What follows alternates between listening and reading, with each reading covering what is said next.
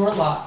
Hey guys, how you doing today? Let us know where you guys are chiming in from, what you want to learn today, what you feel like you're lacking in real estate.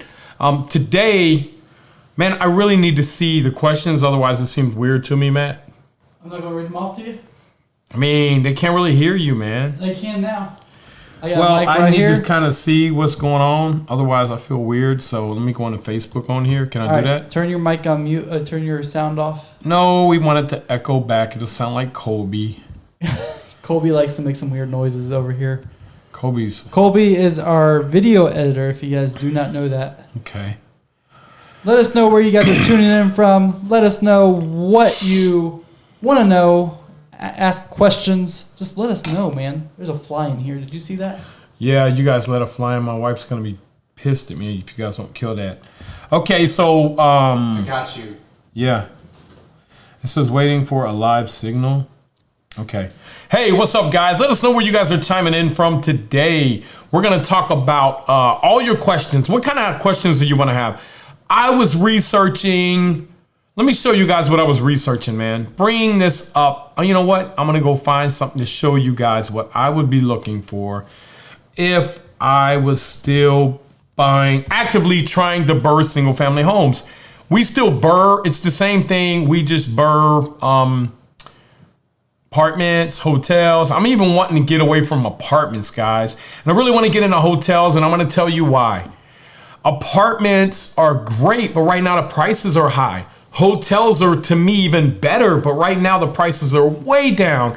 And I think that we can get significant upside on those hotels if you know how to buy them, you know how to manage them, you know how much reserves you need to bring to get to the other side. I think those returns are going to be far superior, in my opinion, than me going out and deploying my time and money into apartments right now. So let me go in here and look at... I'm going to look at seeing some stuff over here. You know what? We'll just do Cincinnati, since that's where we're at. Unless somebody, let me know where you guys are chiming in from. Maybe we'll just jump into one of your cities and do where you guys are from today. Matt, we got any questions yet? Not yet. No questions yet. Okay, so we're going to do a for sale. We're going to go in here. We're going to go into for sale. Can you pull this up or no? Yep. Okay. We're going to go on a for sale here. What group are we in? We are in Burr Invest. Burr Invest. Okay. I don't really know how to, I'm not used to doing this one. So let me go into price, beds, bath, home type. So we're going to go into, we only really want to look at houses. That's what we're teaching you guys how to burr. That's what this group is really. But really, when you're burring an apartment, you're doing the same thing. Does anybody in here have... Okay, so what we're going to look at, I'm going to show you because I seen something the other day, and I wanted to show this to you guys. Year built, we're going to say minimum 2018. And we're going to go in here, and we're going to try to look into these neighborhoods. This is not what I wanted. I just wanted a bigger... See, this is, okay, so here, look. This is north side.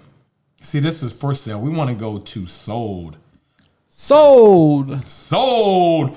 Hey, so let us know where you guys are chiming in from today. We got plenty of places right now. Where are you guys chiming in from, man? We got Atlanta, Georgia, Florida, Polk County, the southern New Jersey area, Essex County, Massachusetts, Camden, Gloucester, and Burlington County. Okay, so guys, one of the keys to finding good deals. Matt, do you have you have Zillow put up on the side over there. All right, so here's what I want to show you guys.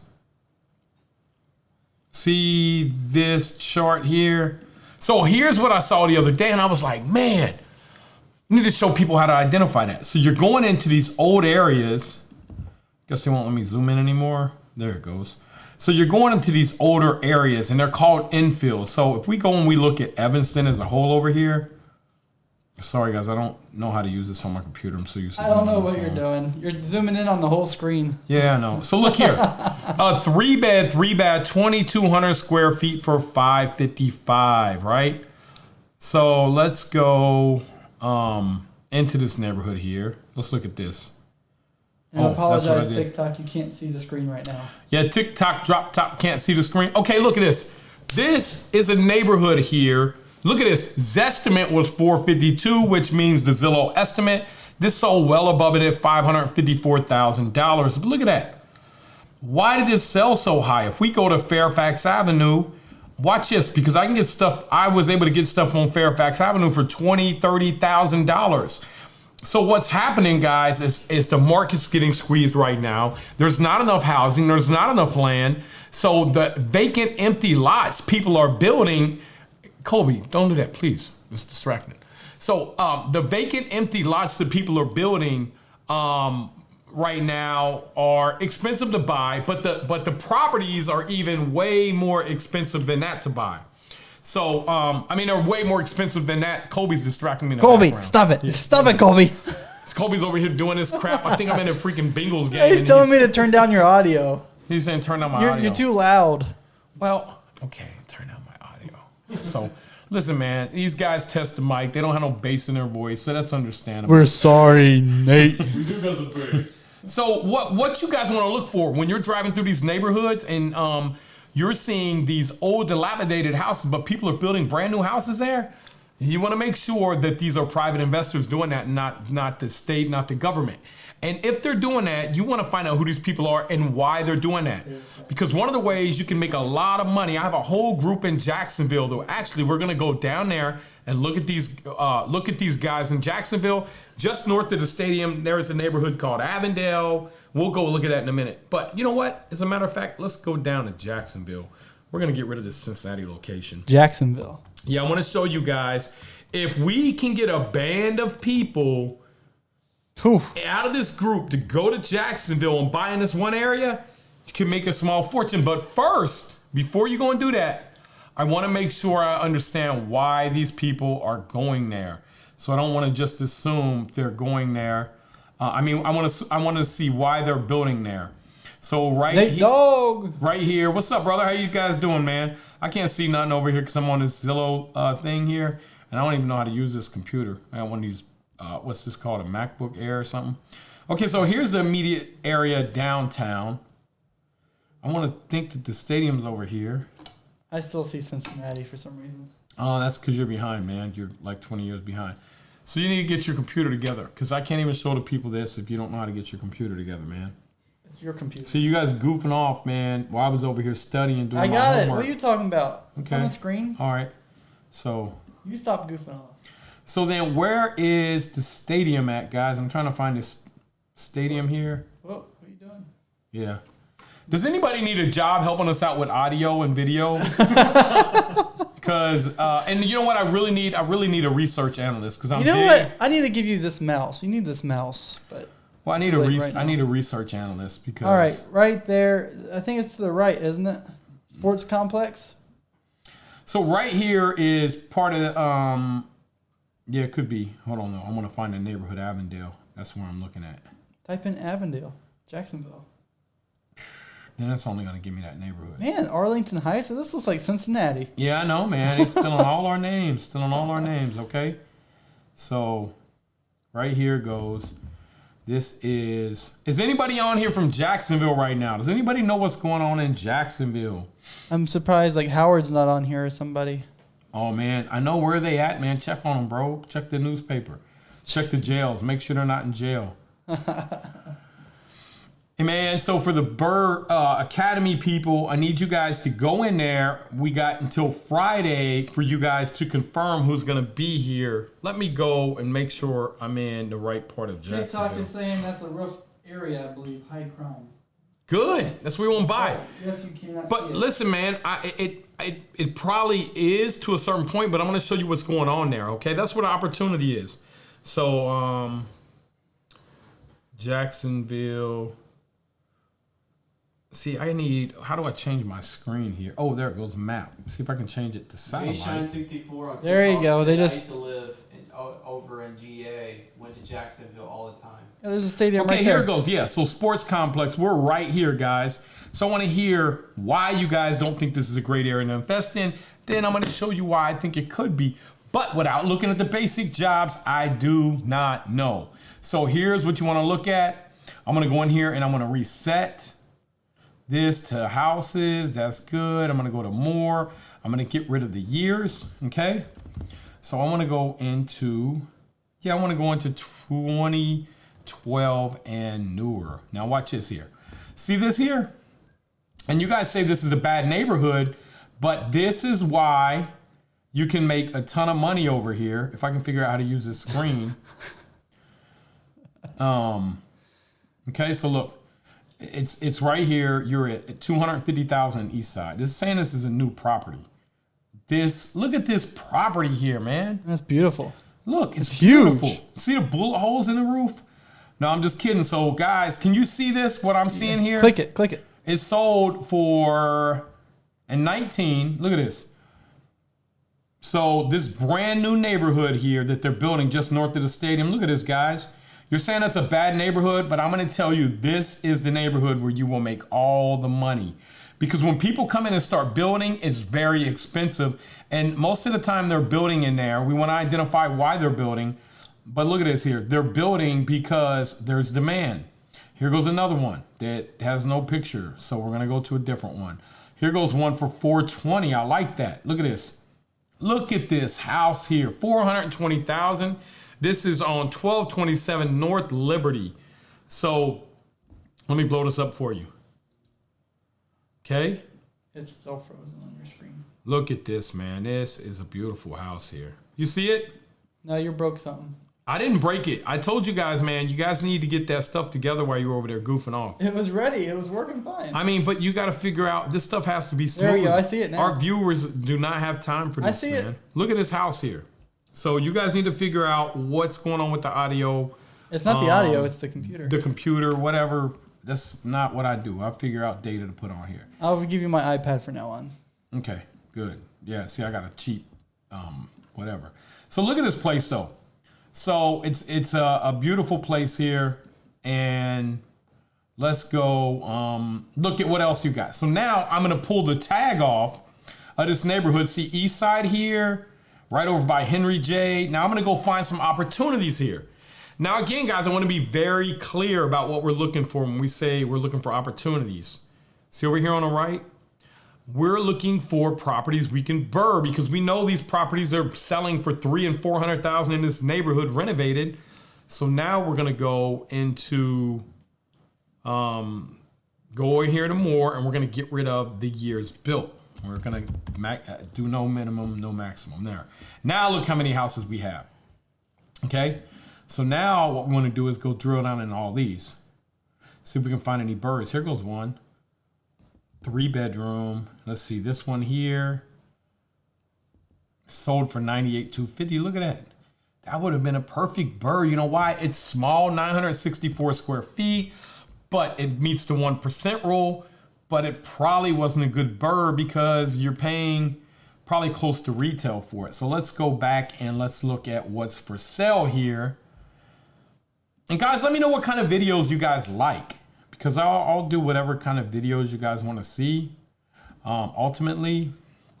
So Not many for sale. you got to go a little farther up and a little farther What about that out. 60,000 one right there? That's a 2-bedroom. I would probably stay away from a 2-bedroom right now, but it is 942 square feet, which is small. That's a good area to go door knocking, isn't it? It's a great area, man. I got people over here, especially people in the academy, they're buying over here, man. One lady has 10 lots. Okay, Phoenix, this is the neighborhood I like right here. And I know what you guys are going to say, that's rough. Okay, it is, but look how close to the stadium you are. Look at this. That's a small one. That's 756 square feet. Probably would stay away from that just because it's a 2-bedroom. I like 3 bedrooms. Let's see, 75 grand, 3-bedroom, 1 bath. It's all brick, 1,243 square feet. Let's see what the inside of this looks like. Oh man, this ain't bad. 75 grand. So I'd probably look and see what kind of finished comp I could get on this, repaint it. It's all brick, it's all concrete. The roof doesn't look bad. It's even got, it looks like they stole a really nice fridge from another place and brought it in here. Look, it's still got the prison bars on the window, security. I got that bathroom. So let's look and see on that same street. we can see anything different over there. Okay. It's right up by the highway. Here goes one. That's too much. That's too much. 76. Okay. 75. 3-bedroom, 1 bath. It's another one. But look at this. We got a couple blocks from here. What you got is infill over here. And look, you got 148 here, 499 here. So these are the type of neighborhoods that you go and scout. And when you go into these neighborhoods, what I want you doing is finding the properties that are distressed and sending out and getting these ones under contract, putting your bandit signs out like Jerry has talked about the other day when we had them on the live. Here goes one for 145,000, a 5-bed. I mean, that's too much probably. Oh, but look where it's at, man. Great location, right across the street from some retail, ice cream, Perry, Springfield. Nice park. Yep, nice park, man. So these are the type of areas you want to go into, these areas that have private capital getting deployed. And the reason I'm telling you this, I watched it happen in Cincinnati since 2007. Jacksonville, I would say, is 2 or 3 years behind where we're at. But this whole area north of the stadium, which brings me to my next thing, is the housing market overbuilt? Well, we go in here and we start reading. I was looking at, let me go in here into some of this data that I got over here on the housing market. So these are the charts that I like to look at here.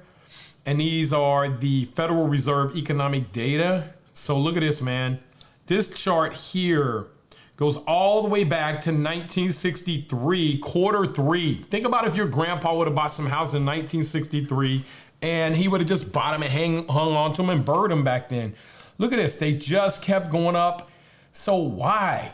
Why did they? Oh, look, we had a little dip here. So look, from 2004 to 2009, they went up and they dipped, right? Then it took 2013, we broke through that. So it didn't take a lot of time. From 2007 to 2009, you had a little bit of a pullback for a few years, but you broke back through that within 2 or 3 years. So the thing I want you to realize about properties, for the most part, is that when you're burring them, you're not concerned with the value once you burn them. You're concerned with the rent, because these are more long-term holds. And if you look at any 10-year market cycle, 89 to 99. Look at this. 89, a house was worth 120. By 99, it was worth 158. So then let's go to 99. It was worth 158. Let's go to 2009. Even while it was in the dip, it was worth, 208. So you still made money. Then you went from 2009, 208 to 2019, 322. So see, and guess what goes up with that? Rents. Guess what else goes up? Wages. Now, here is the property prices for the United States. We're going to go to house price to rent ratio. So this is so remember back in the last recession, the house prices went up way more. Look at this. You knew something was going on there. Look to almost 170% of the rent price. Look where we're at right now. We're probably right a little bit above long-term average, or right at long-term average. So that looks pretty good. But this data, again, let's expand this out if it'll let us. Here, I want new data. Okay, look at that. Look at that. We're at 1.46, guys. So do we see a cycle continuing? This is something we got to look at, okay? Median sales price. But the one thing that I want you to look at, and I'm going to show you later on in the chart, is the affordability index, because this right here shows us where it's at versus where the housing price is versus rental price. So let's go down here. Median sales price for new homes. Okay, we already saw that. New one-family homes for sale. Okay, we're right about our thousands of units. We're right about on long-term average. Okay, so no bubble like we saw back here, because everybody's calling for a bubble, or a lot of people.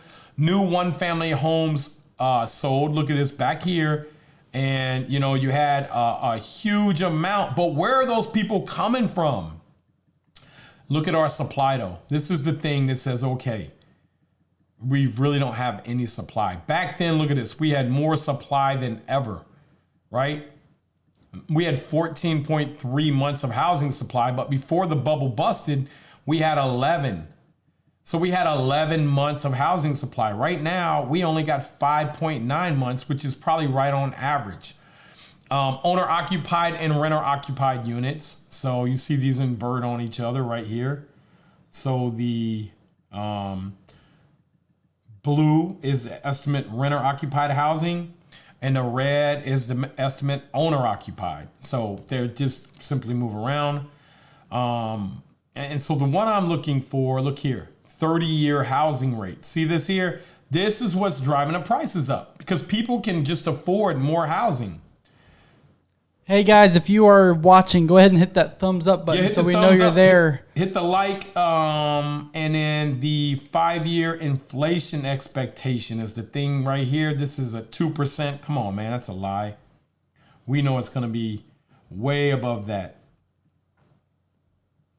Okay, look at your household median income though. It's been going up since 2010. It's been going up, and through the recession, it went up quite a bit. This only goes to 2019. If we could go over farther, this is the thing right here that tells me I think we're okay. This chart is household debt service payments as a percent of disposable income.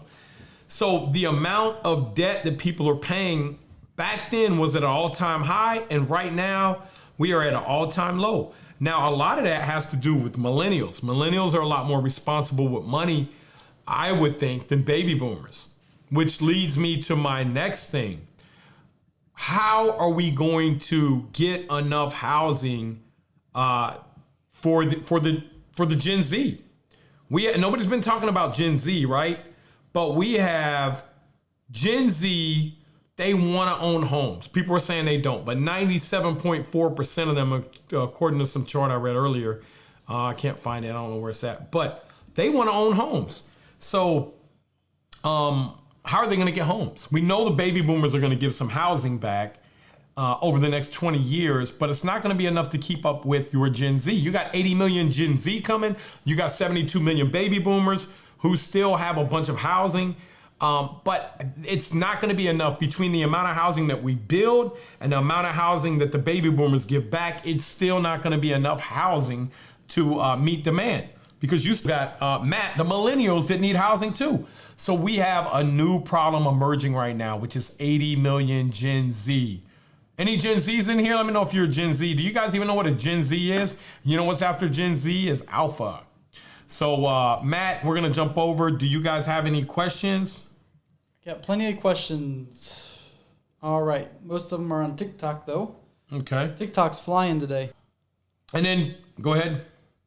All right. So I'm thinking to getting into commercial property. Buying apartments, where's the best place to start? Well, first you got to start by understanding what you're really buying. Are you going to renovate those, or are you trying to look for leverage return? When you're buying apartments, you're not, you're buying a building, but really what you're doing is you're buying money. You're buying the money that you're able to service the debt with. So when you go back to the bank and the bank says, well, how are you going to pay me, Mr. Whatever, Mr. Barger? Well, the property has $10,000 a month free and clear coming in. And you guys need 5,000 of that. And so that's a 2.0 debt service coverage ratio. So you got to understand that a $100 rent increase, a $100 rent increase on one unit on a apartment building that would trade at a 6% return adds 20,000 in value. So if I come in and I raise the rent $100 on one unit, I just created the value of that building 20 grand or close to 20 grand because you're going to have a little vacancy. Awesome. How many doors do you have? I got a lot. Probably a little under 2,000 right now. And I'm moving away from apartments though. And I want to get more into hotel space. Florida, the Florida market is hot right now. And I think it's going to be hot for the foreseeable future. All right. How do you go about financing? I just sold my first live-in flip. Now want to start doing rentals. How do you go about financing what? I mean, you got to be a little more. I mean, because I don't know if you're talking about hotels, if you're talking about apartments, if you're talking about. I figure probably single family.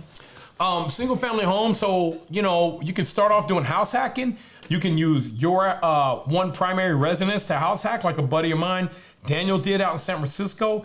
He got started in 2011. He bought a single family home. He house hacked it. He rented out, it was a 4-bedroom. He rented 3 of the bedrooms out. They paid for his mortgage. And I think within 2 or 3 years, the value went up and he sold it off and made 300 grand. A great California story. Do you ever buy houses with renters in them, but the house can use updates? That's all I buy. Typically, we buy a lot of apartment complexes, and the apartment complexes, what we'll do is we'll go in and once the tenants move out, or we buy it and it's, let's say it's 10, 20, 30% vacant, we'll go in, we'll renovate those units, bring them up to standard, start working on the outside, cleaning them up, and then we'll reset the new rent. A lot of times we're buying from owners that have just neglected the building and, kept the rents really low, but, just running the building down. So you got to go in there and you got to renovate these things. We're vertically integrated. We have our own property management company, leasing division, construction company, which helps to bridge all the gaps and put out a better product. Okay. I like Jacksonville. What's the best way to find contractors in Jacksonville while living in Chicago? I'm trying to burr out of state. So we're going to do a video on that because I got a bunch of people in the academy that we're going to show. And so, Matt, when we do that video, let's post it in here. We'll show you guys exactly how we do that. For the academy or not the academy? Now, we'll post it into the regular group too. Okay. Because we want to show you guys. I don't care if they buy the course or not. I want them to know how to do this stuff, man. We do, we got a course. If you buy the course, that's great. But if not, I don't really care. Really what you do is you, like I said, man, I'm going to show you guys. I'm going to do a video on it. All right. And you really only got 3 viewers on, how many viewers you got on Facebook? That's your Facebook page. Oh, this is my Facebook? Yeah. What about your other Facebook? It just depends. It's bouncing from, we had 15, then we were at 60, then we dropped down to 15. Okay, so okay. It's bouncing. So are we getting good sound in there? Yeah, we're good. Okay. You just got to worry about talking. I know, but I want to go to the other group and see the questions. But go ahead. You're doing a good job on the questions. Yep. So what's the vacancy rate in the area in Jacksonville? I'm just curious.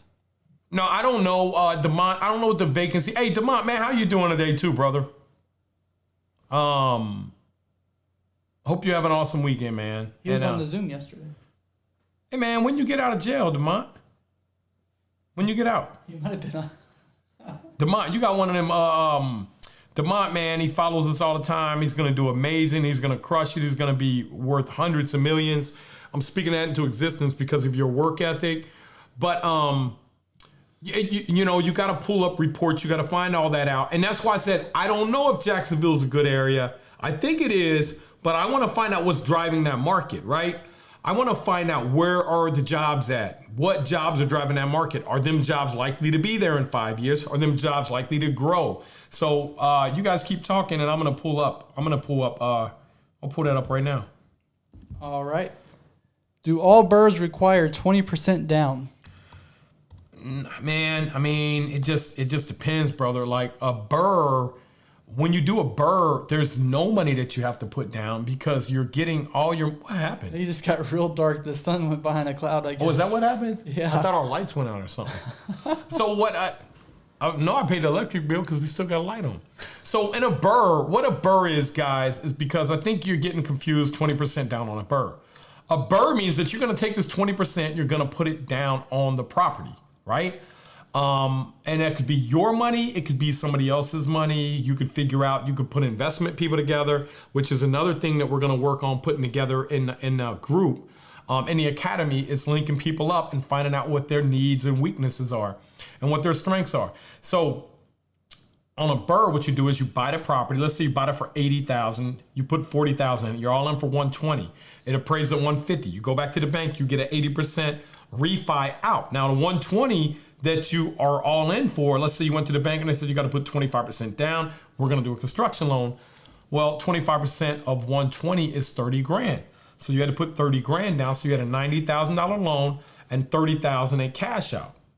Then you went back to the bank after you got it stabilized and rented out, and it appraised at $150,000. You went to the bank, you rented it out for $1,500, $1,400, whatever. Went to the bank, you got an 80% out. 80% of the $150,000 value is $120,000. So you paid a $90,000 off. You get your 30 back, you do it again, you do it again, you do it again, you do it again. Why is that powerful? Because you got a little bit of cash flow on each one of those properties. But let's say you assemble 30 of those properties over 5 years is what we're trying to get you to do in the academy. So you got 30 times, let's just say $150,000. So you got, that's 4.5 million. So you got $4.5 million worth of property. Well, we know we're in an inflationary time, so if you take 4.5 million times 0.05% a year inflation, watch this. You're making $225,000 a year just off the value of your property going up. That's how you get wealthy, is owning assets. That's what rich people do. That's what wealthy people do, man. No doubt about it. There are some tech guys, there are some Bitcoin, but for the most part, wealth is derived by owning assets, why they go up in value, and having other people help you pay for those assets. So, go ahead, Matt. All right. Demont says March year 23. Awesome, awesome, man. Demont, we're going to have a party for you when you get out, brother. All right. Sold my Arizona home, left my W-2, moving to Texas. I'm 46 years old. Where do I start / make my $150K work for me? Okay, you sold what now? Tell me that again.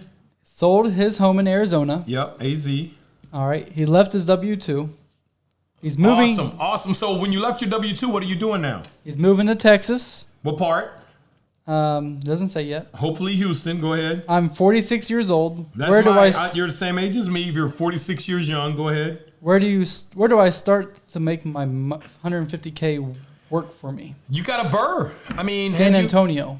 Okay, San Antonio's hot, man. So we got people down there that are in the academy in San Antonio, and I don't want to sound salesy to you, man, but get the academy. It's not much money. It's going to show you, give you a clear direction, clear path. Get in this group, ask questions. But if you can learn to burr your money, I can show you how to make 30% off of your money. And even more than that, because once you learn how to burr, you're using that 100, 150,000, 30,000, whatever it is, to buy a property, renovate it, rent it out, do it again, do it again, do it again, do it again. And since you're not a W-2 person, you're going to get a lot of tax incentives. Let me know what you're doing right now, because if you can become labeled as a real estate professional, then there's a lot of different things a lot of different benefits. I don't want to go into them right now because I'm not a CPA, I'm not an attorney, and I really don't like talking about that, but I can tell you guys what I do in a later video. All right. And if you want to catch us on, if you want to rewatch this later, you can go on Nate's YouTube channel or to the Burr Facebook group. So if you want to rewatch it, it won't be on TikTok though. All right, cool. Any other questions? We need more questions, guys. I know you guys have questions. Go ahead and drop them below. Let us know what questions you have. Nate is here to answer any and all of your questions if he can. He's pretty honest if he doesn't know anything. Yeah, what do you guys got, man? What are you guys looking for today? Okay, so I'm looking at the Jacksonville economy here. What about the Cocoa Beach, Florida area? I don't know, man. I like the bigger cities. I think Cocoa Beach is south of here. It's smaller. It's more touristy. But I'm going to find out and Cocoa Beach is probably great, but I know Jacksonville's bigger. It's the largest city in the United States if you look at land size. It's very, very Jacksonville? big. Yeah. Bigger than like Houston or whatever? I'm talking about the city is like huge. Now, it's not as populous, but it's a big city. Like you could drive for 2 hours and you're like still in Jacksonville or whatever. Okay, so CSX is there, which is a railroad, which they're probably not going anywhere. Jacksonville's home to the headquarters of 4 Fortune 500 companies: Fidelity National Financial, Fidelity National Information Services, Southeastern Grocers, CSX Corporation. Interline Brands is based in Jacksonville, is owned by Home Depot. Other notable companies based in Jacksonville are with a large presence are Florida Blue, Swisher International, Bank of America Merrill Lynch, Fanatics, Crowley Maritime, Web.com, Firehouse Subs, Deutsche Bank, Naval Air. See, guys, what I would want to do before I invested there, I would want to go look at these big companies and say, are any of them thinking about moving?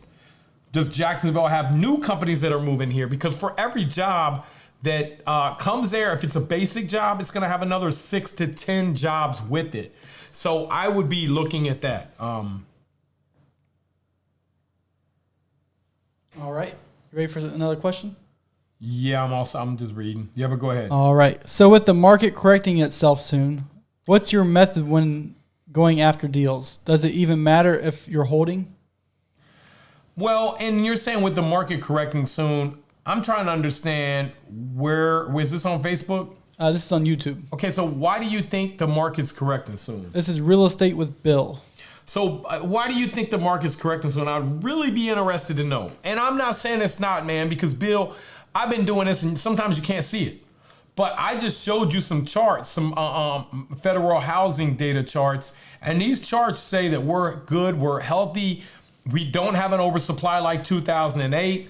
We had a clear oversupply in 2008 looking at these charts. People were way over leveraged in 2008 looking at these charts. We have different type of data right now.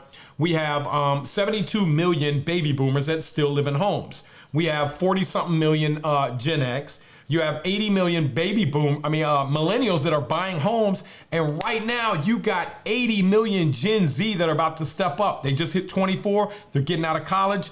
2% of the homes bought last year were by them. That's going to start increasing rapidly over the next 10 years. That's going to give us really a shortage in housing. But yes, you are right, because if you look at the historical data on housing trends and rental trends, what you see is that even when housing values go down, rental numbers continue to kind of increase. There was 1 year, I think, where we lost $18 a month. That was 2011. And 2012, it broke back through that, gave you your 18 back, plus I think another $12 or $13. So it went up $31 that year. So when you're looking at doing what's called the BRRRR, the buy, the renovate, rent, refinance, repeat, what you're concerned about is not the value, because we know values will go up over time. We know that by looking at charts, historical charts. You can't take a 10-year section that houses went down. You can't. No matter what 10-year section you did, it went up from that 10 years. It always went up.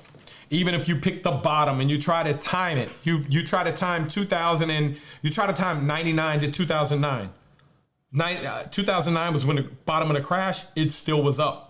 So my point is that if you buy it to hold, and right now you got to put in long-term debt, because debt is not going to get any cheaper, guys. Debt is going to go up. It's going to get more expensive. It may be 4, 5, or 6 years, but when it goes up, you don't want to have an adjustable rate mortgage that could go from 4% to 10%. That will crush you and it could bankrupt you. And the government, quite honestly, probably could lose control of inflation, and they won't have any choice but to raise interest rates that high.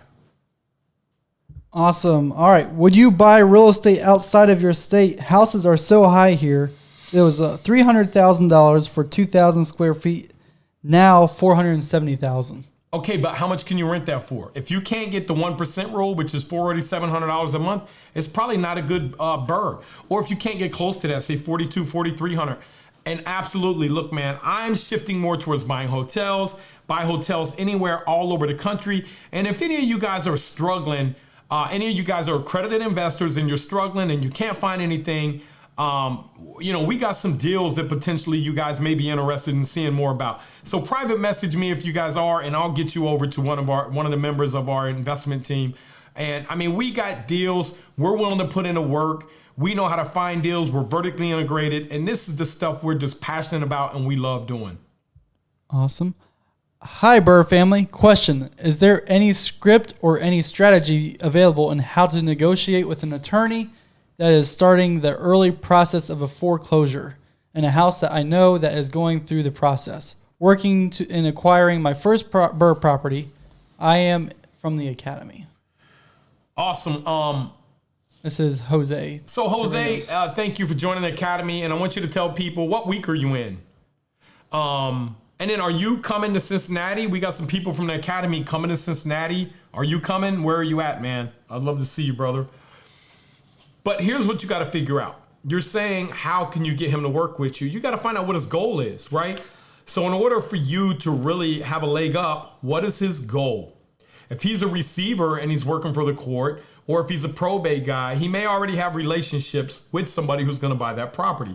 However, if he's working through the courts and he's going through a receivership, then he has to take all offers to the judge usually. So you may want to pull up the case docket number on that property. And I am by no means an expert in probate. I do have a buddy of mine that is. Paul, I don't know if you're watching, Paul Glenn. He is. He does a killer job on that stuff. And you know what? I'm going to bring Paul out here so he can answer all your guys' probate stuff. Good friend of me and Mike's. And, but really, whenever you're trying to get somebody to do something for you, what's their goal? How can I help them reach their goal? Don't worry about your goal. Create win-win. Every relationship you got. You already know what your goal is. Your goal is to maybe get properties from the guy. Talk to the guy, develop a relationship, take him out if he'll let you for lunch, breakfast. Dinner's hard a lot of times unless you're really, like for me, I don't want to go out to dinner. I want to hang out with my family. I got enough dinner meetings. But find out what the guy likes, find out what his goal is, and just go after it, brother. And be persistent with them and let them know, hey, if something falls through, man, I'm your guy. I'm here. Because sometimes people that have deals fall through and they need an instant buyer. So set yourself up, even if you don't have a capital, network in the academy and say, hey guys, if I get this deal, would somebody be willing to put the money up? So that's the type of stuff that we can do in an academy group that we can't really do in a private group. There's 100,000 people. And here, these people we know a little bit better. So I hope that answered your question. Now, he did make a post on this in the private group. Someone mentioned going directly to the homeowner to help them not go through the foreclosure. Yeah, absolutely. We do that all the time. It's what you can do is a deed in lieu of foreclosure. So you can save them. And a lot of times the bank knows that this person can file bankruptcy, drag it out for a long time. So what you can do is you can step in and buy the mortgage note. We bought mortgage notes before, discounted rate at the mortgage. So let's say property's worth $250. There's 180 owed on it. The bank knows they're going to have to fight and put up more money. You come in and say, hey, Mr. Bank, I'll give you $150,000 for the mortgage note. Before you do that, though, there's a lot of stuff you need to know. Is there a second position mortgage on this? How do you foreclose? What kind of state are you in? There's a lot of other stuff that you have, but there's so many different ways, so many different things. And I'll have my partner, Mike Ely, on about that because he's bought a lot of mortgage notes and understands that. No, I'll actually have Kevin McGraw would be better. Kevin, I don't know if you're watching. Probably not. You're probably still asleep. But my good friend, Kevin McGraw, man, he's bought, probably hundreds of millions of dollars in mortgage notes. And guess what he buys sometimes with his mortgage notes? He'll get cell phone towers on them, and them cell phone towers he'll sell off. He'll restructure the contract, and man, amazing what he does, man. I've watched him buy, but I'll let him tell that story. We'll have him on a Monday night. I don't know which Monday night it'll be, but it'll be one coming up in the next month.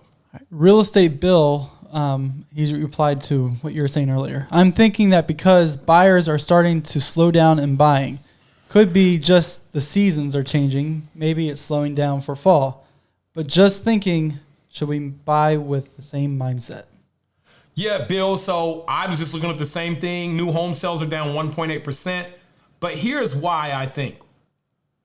The government dropped interest rates real low, right? Which really heated up the economy. It heated up people going out and buying homes.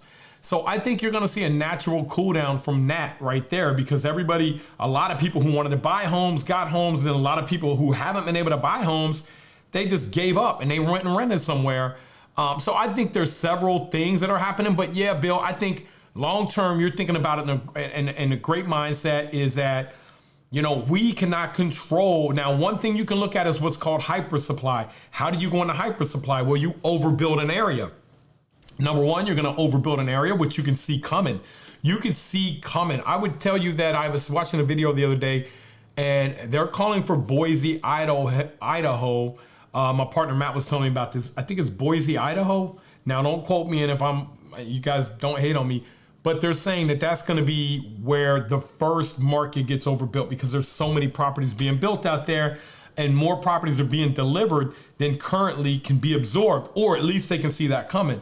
But in most markets, that's not the case because it's so expensive to build in Cincinnati. You can't overbuild that market. We have a shortage of 28,000 units. So the stuff at the very top of the market that they're building renting out for, $2,200, $2,500 a month, they may overbuild that. But the stuff that I buy, typically, me and my partners buy are that safer stuff, that $800 to $1,200, $1,500 a month stuff. So I think you have a great mindset in that. Just don't worry about housing values. It's like Warren Buffett. Look, man, buy it, hold it. You're going to make money most of the time. Or you're going to make money, I hate to say it all the time, but if you do it right, you're going to make money. He said, also, Facebook doesn't notify me when you're live. They're hating on you. Oh, come on, fake. Hey, Mark. He's on YouTube, so. Hey, Mark. Hey, Mr. Zuckerberg. Oh, he hung up on me. So that's what I get from Facebook, man. Hey, man, I don't know if there's a way you can fix that, Matt. It's probably something Matt did. We'll just blame Matt. He's a scapegoat. All right, Damon's asking, Nate, I got a quick question, and I'm out the way, but I'm striving to jump into real estate as soon as I get out. How hard will it be to be vertically integrated as a construction company so I can employ myself and be in real estate 24/7? Well, I don't think it'll be hard. You're going to be educated. We got in a couple weeks, we're going to take some people through. We're going to give you guys our price list that we use. We're going to give you guys our system. We're going to give you guys our SKU numbers that we use. And we're going to show you how you can walk through virtually any property in 20 or 30 minutes and know exactly how much it's going to cost. By the time you get done with that, you walk over there with the contractor. You're walking through with every item and you're breaking it down. You're saying, hey man, that light needs replaced. Okay, how much you going to charge? And it already has a price in there, but you're going to say, here's our cut sheet and here's what we pay. And he's going to say, that's fine, or I disagree. If he disagrees, say, okay man, what is it? Well, I want this. Okay, type that in, type that in, type that in, type that. If everything's fair at the end of the thing, hey man, do the job. That's it, right? So I think you're gonna learn a lot. You're in the academy, you're gonna learn a lot. You're gonna get that spreadsheet released. Is that next week? Yeah. Next week that's coming out? No, maybe next week or the week after. Yes, week. Okay, we need to give it to the people. Make sure they get it before they come into town. That's next week. Okay, next week. Right for next week. Cool. So yeah, Demont, you can definitely do construction. Are you taking any type of trades in there so that you're learning how to do this stuff at all? All right. So we got more questions. You want to go ahead and... Yep, go ahead. All right. Well, this isn't a question. This is like a compliment. I am from Salt Lake City, Utah. This is Jose again. And the Academy has given me a clear idea and focus in how to reach my goals. Thank you, Nate. Hey, now, thank you, man. That's exactly what I want to do because when I got into real estate, I had no idea. I was just buying to buy. I had no idea. If I would have had a clear vision, a clear direction on where I was going, how to get there, what to look for, it would have been so much easier. But I probably wouldn't have learned everything I learned. So I'm grateful for what I went through. But man, I can tell you, I don't want you guys to go through it because it's tough. It was tough, man. It's tough. So. All right. Cool. Do you think they'll start controlling rents? It's really getting out of hand. I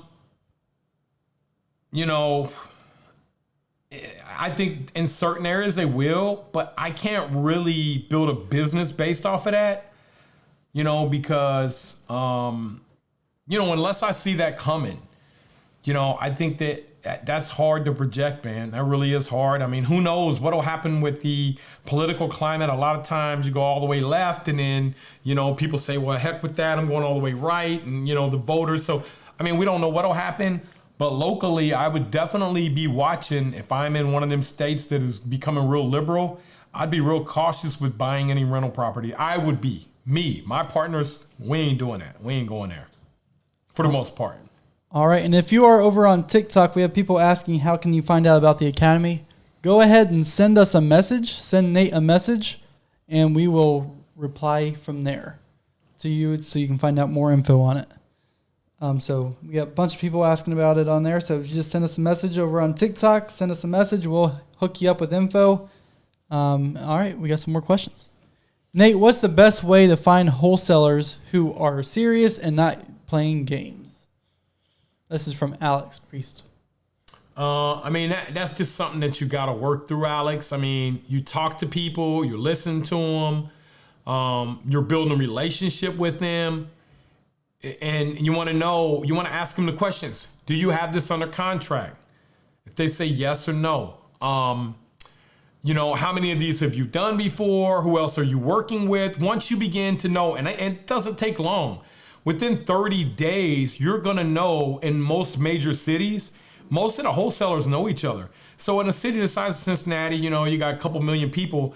I could call a wholesaler, and then I could call another wholesaler, somebody who I got a friendship with, and say, hey man, you know such and such. They're gonna be like, psh, yeah man, he trash. But really, or they're gonna be like, yeah man, he's killing it, Nate. He's the real deal, right? So it's networking, getting in, going out, looking at the deals, making sure they got keys to get in.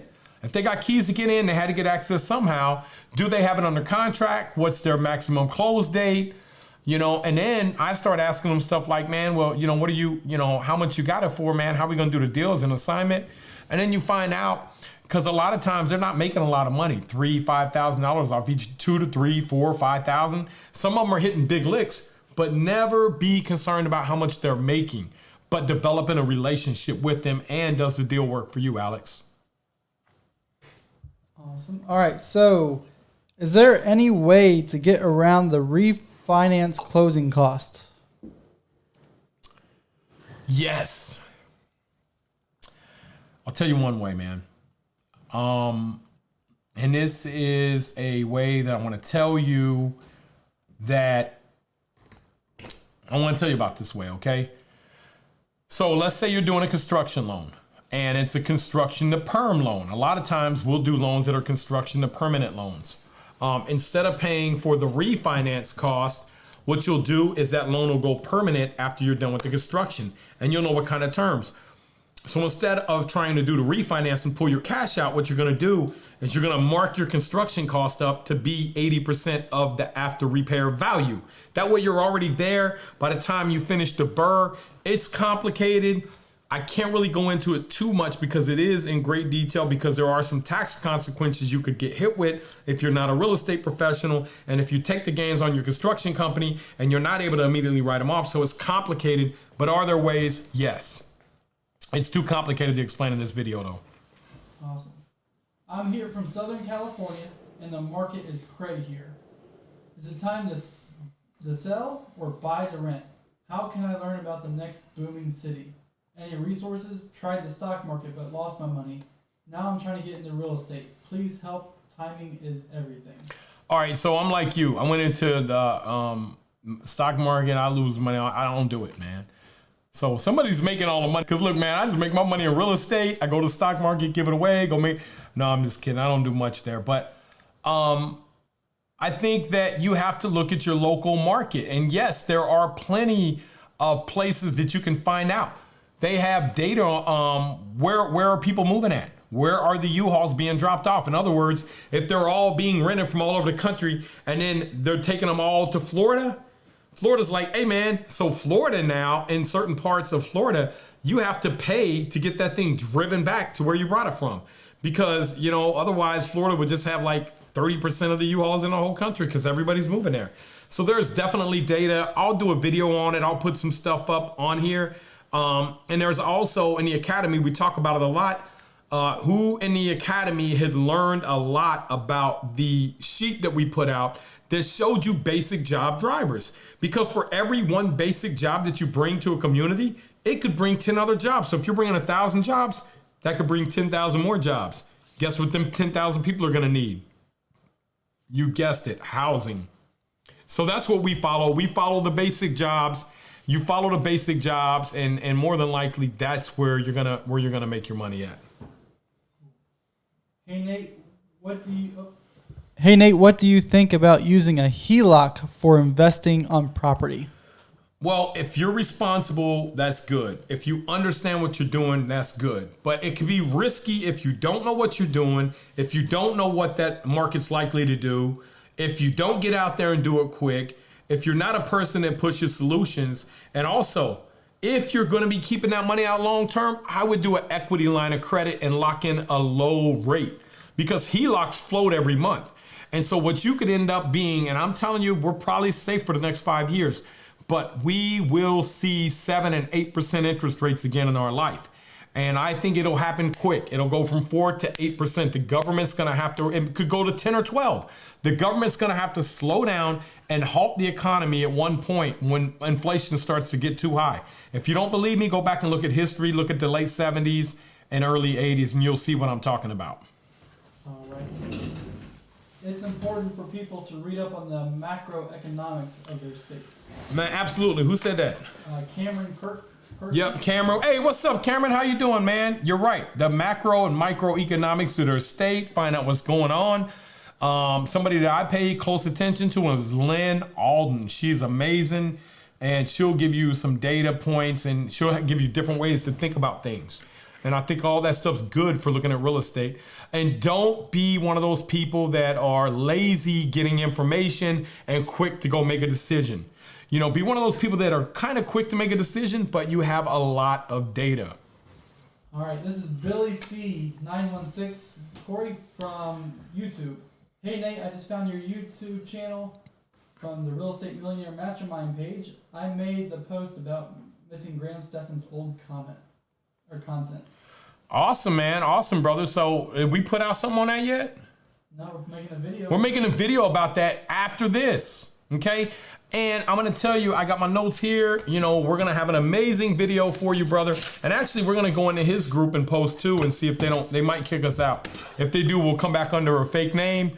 It'll be Barger Nate, and I'll put a fake mustache on. You guys won't know who I am. All right, what do you think about Section 8? Is it worth dealing with? If you have to, yeah, but man, in this economy, I don't like dealing with them. They don't want to pay you enough rent. It costs you at least 1 month out of your 12 months extra to deal with that. So it's very expensive, and they don't want to pay you more. In this market, they want to pay you less. But I would tell you that if we are in a market downturn, you got C properties, or if you're buying a property that you just say, you know what, I just want to keep tenants in there for now, and I'm gonna wait until this pocket turns, like you may be in one of them pockets of Jacksonville, and you're just waiting for the property to go up in value. It might not be bad, but me personally, no, I do not like dealing with them because they do crazy stuff like this. I'm gonna tell you what they do here in Cincinnati. They will come in and they will take your rent from you. They'll say you're in abatement. The reason you're in abatement is because they came out, they did their yearly thing and you failed, and then they gave you so much time to fix it. Well, let's say you went in and fixed it, right? But let's say that the tenant is the one responsible for scheduling and letting them in. The tenant never let them back in. Like you, and now they're gonna fail you and take your money. So man, nah, I don't like dealing with them at all, man. I like the fact that we can potentially fix up housing for people that, in Section 8, guys, don't think of Section 8 as welfare. We have a lot of tenants, and I got a lot of Section 8 property that are actually working, and they are working jobs that some of us don't want to work, not making quite enough money to support their family, but it's admirable because they're working these jobs where they need to be at to hit the poverty level. So Section 8 subsidizes that. We have other ones that are in college that maybe had a kid earlier on in life or 2 kids, and they're going to college trying to better themselves. So there's definitely some fulfillment to providing great housing for Section 8 tenants. But when you ask me in whole Section 8, I ain't talking about the tenants, I'm talking about the program. No, I don't like it. All right, so another real quick Section 8 thing. This is Guy. Just made... Guy, what's up, man? How you doing, brother? He's up in Boston, ain't you, Guy? Yep, Massachusetts. Massachusetts. All right, just made connection agency that handles Section 8s in Massachusetts guaranteed pipeline of renters with rent paid by state. They're paying market rates. Your thoughts? You know, if they're paying market rates, man, might not be bad. But again, if they're paying market rates, right, your expenses are going to be higher dealing with, hey, what's up, son? How you doing? Your expenses are going to be higher dealing with Section 8 because you got all these different inspections every year. They got all this different stuff that a normal tenant's not going to be like literally, I got failed one time because we had cobwebs in a common area. The guy failed us. So think about that, man. A regular tenant's not going to be like, hey, man, and I'm talking about something. Like, come on, man. A spider could have just came by yesterday. Like, I'm about to make him fail his Section 8 inspection. Next thing you know, this guy walking through, get a cobweb in his face and fail you. A regular tenant's not going to do that. So, Guy, why would you go to Section 8 if they're not going to pay you more money than a market tenant? Just wondering, why? All right, Nate, I just bought a house in Harrison, Ohio for $63,000. Awesome. I have around $20,000 in after rehab. How much rent? I mean, what is it? Is it a 3-bedroom? Is it a 4-bedroom? No, If this you is want to over on give us TikTok. the address, you don't have to give us the exact address, but give me a street. I'll pull a report for you right now, brother. Okay? Hey, Rob. Yeah, if you Hey, pull us, and I'm gonna pull this up for you to show the people. I'm not gonna show them your house, but if it's a 3-bedroom, you probably can get 11, 1,200, maybe more. You know, it depends on how well you did it too, man. You got to do places nice. These millennials, man, they don't mind paying, but they like the technology stuff in there. They want it to look nice and neat and clean. They don't mind paying a little bit more. Awesome. All right. Billy also said, sweet, this is the kind of content I need. I have 2 properties, and I am working on my 3rd. I just got my real estate license in Santa Clarita. I am already impressed with your content. Hey, thank you, brother. Listen, man, I'm not like a lot of the people that do real estate shows and all that. Man, hey, Kobe, can you do me a favor? Come over here and try to distract me, okay? Because I'm going to work on that, okay? No, I'm gonna work on it because Kobe's back there doing. Kobe's like he's a real neat person. He does He's very all this animated. Now don't do them weird sounds because they can hear that. But try to distract me, okay? Because I'm gonna work on my mental. See, I gotta mentally overcome letting Kobe distract me. Want the address? Because I'm a pro. Yeah, you got the. Well, don't give me the whole address because I don't want to put it out here. I'm muting it. I'm muting everything. No, because I'm gonna pull up on here. Just tell me the street. All right, North Jefferson. It's 2-bedroom. Okay.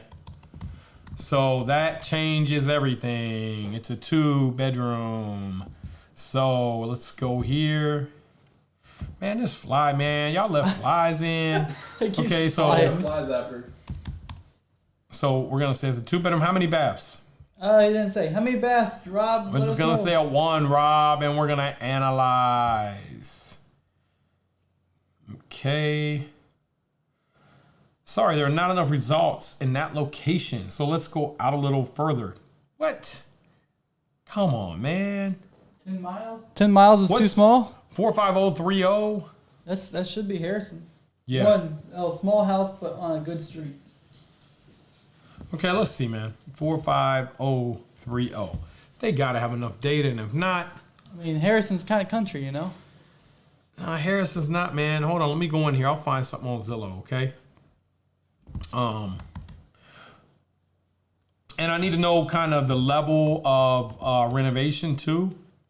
Yeah, Rob, did you do like granite countertops? What'd you do in the No, place? for 20 grand he didn't, man. He put in a wood chopping block. Wood chopping block? Hey, those are popular though. I know. Blocks, they look good. Bell bottoms were popular in the 70s. I don't know what a bell bottom is. Bro, there's nothing for rent out there. That's what I'm saying. That means the Fire. market is hot. It is really Harrison's So hot. There's absolutely nothing. Let me see if I'm doing something wrong. Let me type in and see what the apartments are renting for out there. I mean, I think it's nice out there. I mean, man, here's a 1-bedroom, 1-bath apartment for $800. So here's a 2-bedroom. Here you got you some comps. 2-bedroom. This is a mobile home for $875, man. So I'm gonna say, how many square feet do you got, brother? I'm gonna tell you $1.10 a square foot. If it's newly renovated, if it's decent, do $1.10 a foot. You should be good. Now, how do you calculate that? How many square feet's the house? I mean, unless you got like a huge. I'm just asking just for everybody. So if it's usually what I look at now. Hold on 1 second. Okay. Now go ahead and do it. Now go ahead and do what? Let's make a video out of this. How to calculate rent by square foot? So what we typically do is we know an area. We'll look at an area, and actually here I'll show you. Rent-A-Meter will do it for you. Here, watch this. So Is that the paid version or the free version? I got the paid version, but I don't even think I'm signed in right now. So look, I'm gonna go to 45202, and I'm gonna put $1,000 for a 2-bedroom, and then I'm gonna analyze it, and it's gonna be like, you know what? I'm gonna have to do the paid version to do that. That's So what I'm look, saying. the Yeah. average median is 1315, but what I want to look at, I'm going to go down here and do a viewer pro report, okay? And then right here, so your sample size, It's just over 1,000 square feet. Okay, so then 1,000, I would do 1,095. But send me some pictures. If you didn't do a good job of the renovation, probably 895. You did a good job in the inside, 995. It's a total rehab. All new drywall, paint, new cabinets. Haven't gotten the countertop yet. New everything. I do 1,000 to 1,100, man. New flooring. I do 1,000 to 1,100 just because there's nothing out there. Like if anybody's looking for something, they're gonna rent it. There's nothing else out there, and they're getting $800 for a 1-bedroom right down the street.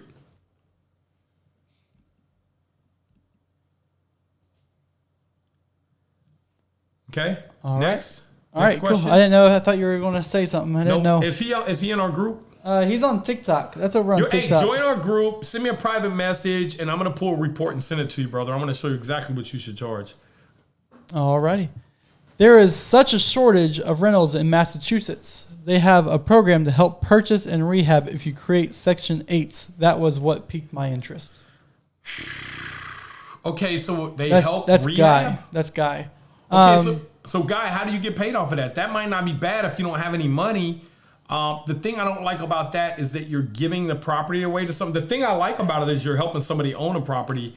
The thing I don't like about it is that you're not the person owning it and that the other person is. And so as it goes up in value, they get all that equity, brother.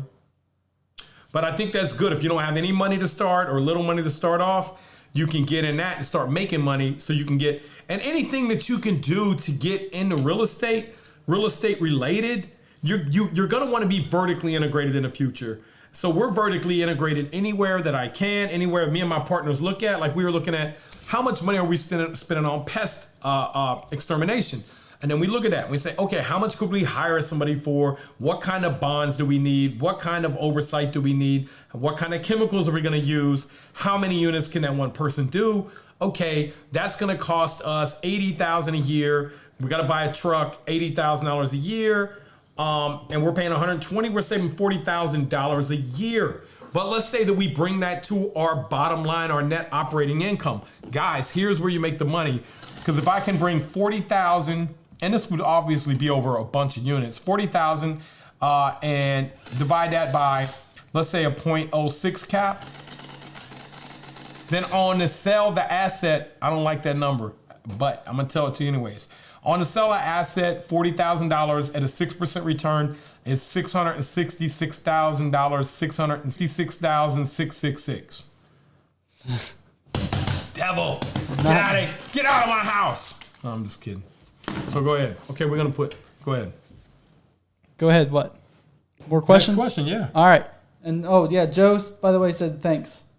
Hey, man, anything for you, Joe. Not Joe, sorry, Rob. Hey, thank you too, Joe. And you too, Rob. All right, this is from Rin Investments. Hello, I'm starting to raise private money for friends and family. How should I go about it? Friends and Family Fund. I'm not an attorney, but I'm going to tell you the way I would do it. It's called a 506B, which is for non-accredited investors. You are not allowed to talk to them and tell them any type of returns on any type of deal until you get them to sign certain type of paperwork. You're going to have to get a subscription agreement. That's the real technical way to do it. You got to get an attorney involved. It is really kind of complicated, and it's really not even something I want to tell you because I'm not an expert in that. I use attorneys who are experts. There is other ways you can do it. So let's say that you guys are all partnering on a property and people are putting up money, right? Then I think there could be ways to get around doing a 506B, which is a regulatory form that kind of goes to the SEC. A 506B, we raise money doing a 506C, accredited investors only, which means they're worth $1 million or more or have XYZ income, and that doesn't include their primary home. So there are a lot of regulations and rules that you have to follow. You got to be careful. You can never use the word guarantee. You can't guarantee anything. You're not the federal government. Not that they can guarantee, but I guess they can. He's got a little bit more follow-up. How much would be a fair yearly ROI to offer at this time? Well, a fair, it just depends on what their goal is. It depends on your level of expertise. You know, obviously, if you've never done a deal before and you don't have any experience in it, you're going to be way more riskier than somebody that's done, 1,000 deals, that knows them inside and out, that's vertically integrated. So it really comes down to you talking to your the people that are potentially going to invest with you and asking them, you know, what's fair? Because like I said, always strive to create win-win. And if they say, hey, I want XYZ, and then you say, man, I think if I did that, I wouldn't make enough, make sure it's fair to you too. That's win-win. So really, you just got to talk it through with them. But, you know, when I first started off, I was paying my investors 11% interest and 2 points. And I borrowed millions and millions and millions of dollars doing that. And I did very well because we were quick to get these things turned around. And I mean, I made millions and millions of dollars doing that. Me and my partner, Mike Gilly, did. Because you know why? We hung on to all the equity. So now we shifted a little bit. We try to let people share in a little bit more than just that. But whatever structure works good for you guys. Alrighty. Someone on TikTok said you're a smart man. Oh, thank you, brother. My 7th grade teacher didn't think that. She told me I'd never amount to anything. And I told her, I said, her name was Miss, I ain't gonna tell you her name. No, it was Miss Thompson. You'll never amount to anything. And I was like, your breath stinks, because she was all up in my face. I got sent to the principal office for that. But her breath did stink. And I quite honestly didn't amount to much. I went to prison when I was younger. So, but I got my life together, thank God. And I'm here in front of you guys, trying to show you guys what I learned the hard way so that you guys don't have to learn the hard way like I did. All right. That's all for today. Awesome, man. Well, thank you guys so much for joining us. We appreciate it. We don't have to do the closing like on TikTok, do we? Nope. Yeah, look out for that video. You can do a closing if you want. Nope. Oh, here comes your package. Make sure you subscribe and hit the like button. I don't know what that is. UPS package. Hey, Kobe, see what that is? I think that's some new earplugs I bought for you, man. Bought my hair cream. Hey, we'll see you guys later, man. All right, right. we got to go shoot this video. Thanks, guys. Enjoy your day. Oh, bounce.